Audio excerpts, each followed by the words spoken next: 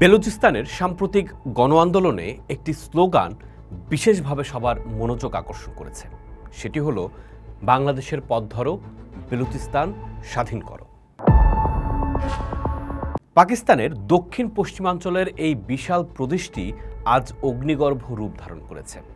দশকের পর দশক ধরে চলা বঞ্চনা, সামরিক নিপীড়ন এবং অর্থনৈতিক শোষণের ফলে বেলুচ জনগণের দেয়ালে পিঠ থেকে গেছে। পূর্ব পাকিস্তানের জনগণ যেভাবে নিজেদের অধিকার আদায়ে একসময় স্বাধীনতার পথ বেছে নিয়েছিল, ঠিক একই পথে হাঁটার জন্য আজ অনুপ্রাণিত হচ্ছে বেলুচরা। 1947 সালে ব্রিটিশরা যখন ভারত উপমহাদেশ ছেড়ে যায়, তখন বেলুচিস্তানের কলাত রাজ্যটি একটি স্বাধীন রাষ্ট্র হিসেবে আত্মপ্রকাশ করেছিল।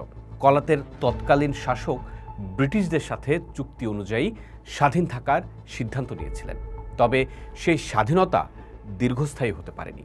1948 সালের মার্চ মাসে পাকিস্তান সামরিক শক্তি প্রয়োগ করে কলাত রাজ্যকে নিজেদের অন্তর্ভুক্ত হতে বাধ্য করে।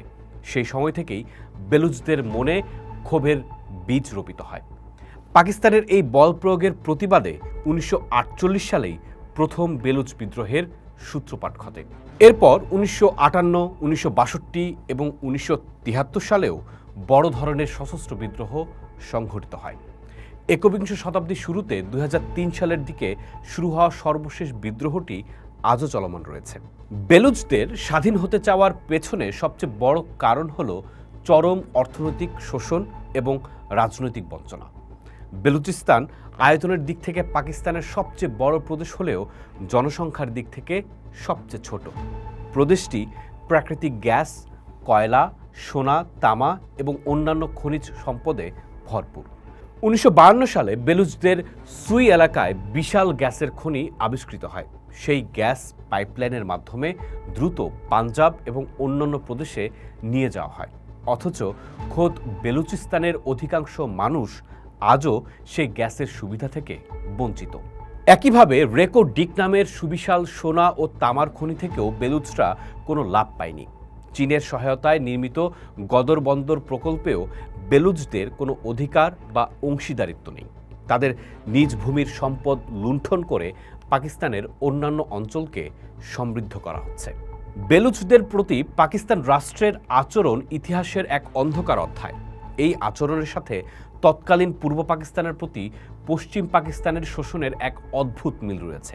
পূর্ব পাকিস্তান তথা আজকের বাংলাদেশ যেমন পাট এবং অন্যান্য রপ্তানি আয়ের মূল উৎস ছিল, ঠিক তেমনি বেলুচিস্তানও পাকিস্তানের খনিজ সম্পদের মূল যোগানদাতা। পূর্ব পাকিস্তানের উপার্জিত অর্থে যেভাবে পশ্চিম পাকিস্তানের উন্নয়ন করা হয়েছিল, ঠিক একইভাবে বেলুচদের সম্পদ দিয়ে আজ পাঞ্জাবের অর্থনৈতিক চাকাকে সচল রাখা হয়েছে। পূর্ব পাকিস্তানের বাঙালিদের ভাষার অধিকার, সংস্কৃতি এবং রাজনৈতিক প্রতিনিধিত্বকে যেমন অবজ্ঞা করা হতো, বেলুচদের ক্ষেত্রেও পাকিস্তান ঠিক একই নীতি গ্রহণ করেছে। তাদের নিজস্ব ভাষা ও সংস্কৃতিকে অবদমিত করে রাখার নিরন্তর চেষ্টা চলছে। রাজনৈতিকভাবে তাদের কণ্ঠস্বর চিরতরে স্তব্ধ করে দেওয়ার জন্য সামরিক বাহিনীকে লেলিয়ে দেওয়া হয়েছে। 1971 সালে বাঙালি জাতির ওপর পাকিস্তানি সেনাবাহিনী যে নির্মম হত্যাযজ্ঞ চালিয়েছিল, বেলুচিস্তানে যেন সেই একই ঘটনার ধীরগতির পুনরাবৃত্তি ঘটছে। গুম, বিচার বহির্ভূত হত্যা এবং সামরিক অভিযান সেখানে দৈনন্দিন জীবনের অনুষঙ্গ হয়ে দাঁড়িয়েছে। হাজার হাজার বেলুচ তরুণ, ছাত্র, সাংবাদিক এবং অধিকার কর্মীকে জোরপূর্বক গুম করা হয়েছে। তাদের অনেকেরই বিকৃত মৃতদেহ পরবর্তীতে রাস্তা বা মরুভূমির পাশে পড়ে থাকতে দেখা যায়। এই নির্মম হত্যা ও গুমের নীতি পাকিস্তানের সামরিক বাহিনী পূর্ব পাকিস্তানেও প্রয়োগ করেছিল। এই ঐতিহাসিক মিলগুলোর কারণেই আজ বেলুচরা বাংলাদেশের উদাহরণ টেনে নিজেদের স্বাধীনতার স্পৃহাকে আরও বেগবান করছে। অন্যদিকে বেলুচিস্তান আন্দোলন এখন একটি জটিল ভূরাজনৈতিক সমীকরণে পরিণত হয়েছে। এই প্রদেশের ভৌগোলিক অবস্থান অত্যন্ত গুরুত্বপূর্ণ। এর একপাশে রয়েছে আরব সাগর, অন্যদিকে ইরান এবং আফগানিস্তানের সীমান্ত। এই কৌশলগত অবস্থানের কারণেই চীন তাদের বেল্ট অ্যান্ড রোড ইনিশিয়েটিভের অধীনে চীন পাকিস্তান ইকোনমিক করিডোর বা সিপিইসি নির্মাণ করছে। গদর বন্দর এই মেগা প্রকল্পের কেন্দ্রবিন্দু। চীন এখানে বিলিয়ন বিলিয়ন ডলার বিনিয়োগ করছে। বেলুচ স্বাধীনতাকামীরা মনে করেন চীনের এই বিনিয়োগ তাদের সম্পদ লুটের আরেকটি নতুন অধ্যায়। তাই তারা বিভিন্ন সময় চীনা নাগরিকদের ওপর হামলা চালিয়েছে। এর ফলে পাকিস্তানের ওপর চীনের চাপ ক্রমশ বাড়ছে। অপরদিকে ইরানের সিস্তান বেলুচিস্তান প্রদেশের সাথেও এই অঞ্চলের সীমান্ত রয়েছে। পাকিস্তান প্রায়শই অভিযোগ করে যে ভারত এবং আফগানিস্তান বেলুচ বিদ্রোহীদের ইন্ধন যোগাচ্ছে। ভারত আনুষ্ঠানিকভাবে এই অভিযোগ অস্বীকার করলেও আন্তর্জাতিক কূটনীতিতে বেলুচদের মানবাধিকার লঙ্ঘনের বিষয়টি তারা জোরালোভাবে তুলে ধরছে। এই ভূরাজনৈতিক টানাপোড়েনের কারণে বেলুচিস্তান এই মুহূর্তে দক্ষিণ এশিয়ার অন্যতম উত্তপ্ত অঞ্চলে পরিণত হয়েছে।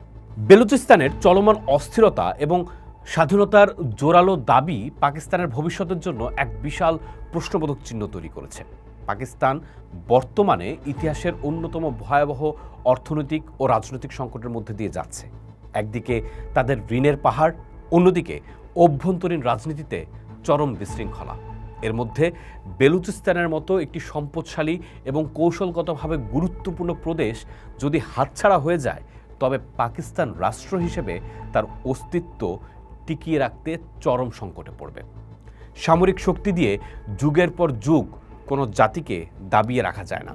বাংলাদেশ তার সবচেয়ে বড় প্রমাণ।